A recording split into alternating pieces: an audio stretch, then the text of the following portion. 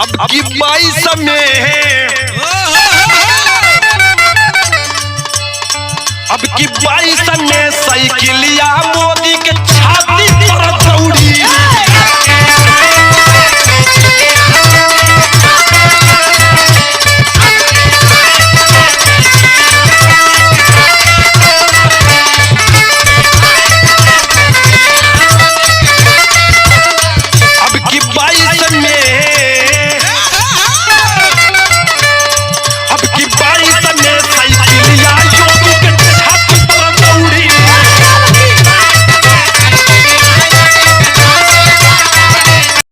जय मां काली cricket club छतौरा के ग्राउंड से मैं उदय भान मौर्य यहाँ पर उपस्थित सभी युवाओं का दिल की असीम गहराइयों से हार्दिक अभिनंदन एवं स्वागत करता हूँ। साथ ही साथ मैं क्रिकेट क्लब के सभी सदस्यों के प्रति आभार प्रकट करता हूँ कि आपने मुझे उद्घाटनकर्ता के रूप में आपने मुझे बुलाया।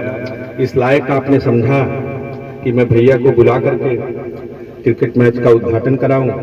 और मैं समय चूंकि मुझे 12:30 बजे टाइम दिया गया था, एक व्यवहारिक घटना हमारे एक मित्र के यहाँ हो गई थी, जिसके लिए मुझे जौनपुर सुबह निकलना पड़ा और वहाँ से लौट कर मैं सीधे आपके ग्राउंड पर आया हूँ।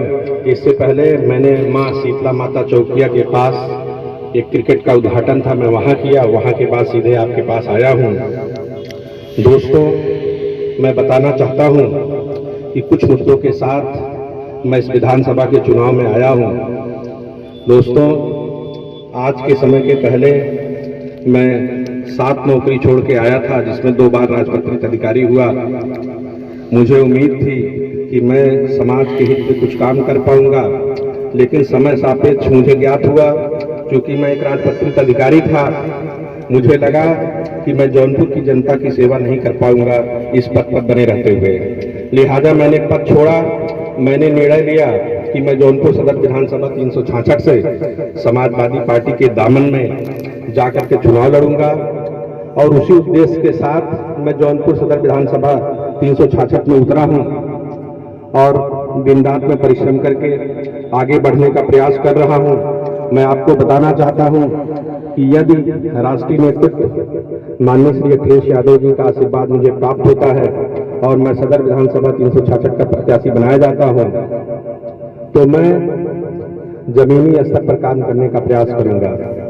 मैंने हर जगह, हर टीवी इंटरव्यू में मैंने बोला है कि मेरे लिए, मेरी प्राथमिकताओं में सबसे अधिक प्राथमिकता युवाओं की रहेगी, और युवाओं में अगर प्राथमिकता की बात कही जाएगी तो उसमें सबसे बड़ा स्तर में शिक्षा को रखूंगा। मैं चाहूंगा कि हमारे जनपद जौनपुर के युवा पढ़ लिख कर आगे बढ़े, निरंतर गतिमान हो, आगे चलकर ये सरकारी और प्राइवेट सेक्टर में अपने आप को स्थापित करने का प्रयास करेंगे। और जैसे जैसे हमारे जौनपुर की आर्थिक आय में वृद्धि होगी, हम प्रदेश की आर्थिक आय में वृद्धि करते हुए राष्ट्रीय आय में वृद्धि करने का प्रयास करेंगे। मैं दोस्तों बताना चाहता हूं कि हमारा जिला खेल कूद में अभी काफी पीछे है। प्रतिभाएं तो हमारे जौनपुर जिले में हैं, लेकिन चूंकि वो प्रतिभाएं अपने मूलभूत व्यवस्थाओं को नहीं प्राप्त कर पा रही हैं, जिससे उनका हर संभव विकास नहीं हो पा रहा है, प्रतिभाएं अटक जा रही हैं। दोस्तों, जब कोई व्यक्ति अपने अंदर की प्रतिभा को पहचान जाता है तो उसके विकास का मार्ग तुरंत प्रशस्त हो जाता है, उसका आधा काम वहीं हो जाता है। यदि आप अपने आप में पहचान जाइए कि आपके अंदर इनर पोटेंशियल क्या है, हर व्यक्ति में कुछ न कुछ उसके आंतरिक शक्तियां होती हैं। जिस दिन आप उस इनर पोटेंशियल को पहचान जाते हैं, उसी दिन आपका आधा विकास हो जाता है। तो खेल भी ठीक वैसे ही है। हमारे जौनपुर में लाखों लाख युवा है, लेकिन भटक कहाँ जाते हैं? क्योंकि यहाँ न तो कोई खेल का मैदान है, न तो कोई खेल की सुविधाएं हैं, न तो जनपद स्तर से कोई ऐसी व्यवस्था है जहां आप खेल के संसाधनों को प्राप्त कर पाए। मैं पूरी प्रतिबद्धता के साथ आपके समक्ष ये बात रखना चाहता हूं कि यदि जौनपुर सदर विधानसभा से मैं प्रत्याशी बनाया जाता हूं और यहां से आप लोगों का प्यार और सौहार्द मिलता है और यहां से निकलकर मैं लखनऊ विधानसभा में पहुंचता हूं, तो मैं एक विधानसभा सदस्य के रूप में समाजवादी पार्टी की सरकार पर दबाव डालूंगा कि जौनपुर में एक अत्याधुनिक खेल का मैदान बने जहां आप अपने छोटे छोटे ग्राउंड से निकल कर आएंगे और उस मैदान पर खेलेंगे और आप अपना नाम जौनपुर के स्तर पर, न सिर्फ जौनपुर के स्तर पर रोशन करेंगे, प्रदेश के स्तर पर रोशन करेंगे, देश के स्तर पर रोशन करेंगे और आने वाले कुछ वर्षों में अंतर्राष्ट्रीय क्रिकेट टीम में हमारा कोई लाल होगा जौनपुर से। इन्हीं उम्मीदों के साथ दोस्तों मैं बताना चाहता हूं कि चूंकि खेल ये कोई राजनीतिक मंच नहीं है और ना ही मैं कोई राजनीति की बात करने आया हूं, क्योंकि मैं एक युवा हूं और युवा होने के नाते मेरी जिम्मेदारियां आपके प्रति कुछ अधिक हैं। अगर मैं आपके लिए कुछ नहीं कर पाऊंगा तो आप विफल नहीं होते हैं, सीधा सीधा जौनपुर सदर विधानसभा का जनप्रतिनिधि विफल होता है।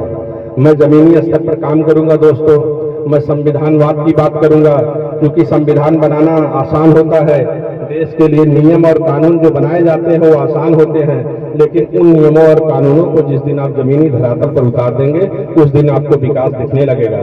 तो दोस्तों एक बार फिर से मैं इस ग्राउंड पर आए हुए सभी युवाओं के प्रति दिल की असीम गहराइयों से हार्दिक अभिनंदन एवं स्वागत करते हुए मैं मेरे बगल मेरा छोटा भाई गोरख जो समाजवादी गीतों को गाता है, मैं इनके प्रति बहुत बहुत आभार प्रकट कर रहा हूं कि लगातार आप समाजवादी गीत गा रहे हैं। अखिलेश भैया के मान और मर्यादा को निरंतर आप बढ़ाने का प्रयास कर रहे हैं। मैं भी अपेक्षा ईश्वर से वंदना करता हूं कि आपको नित्य आयाम आप छुए।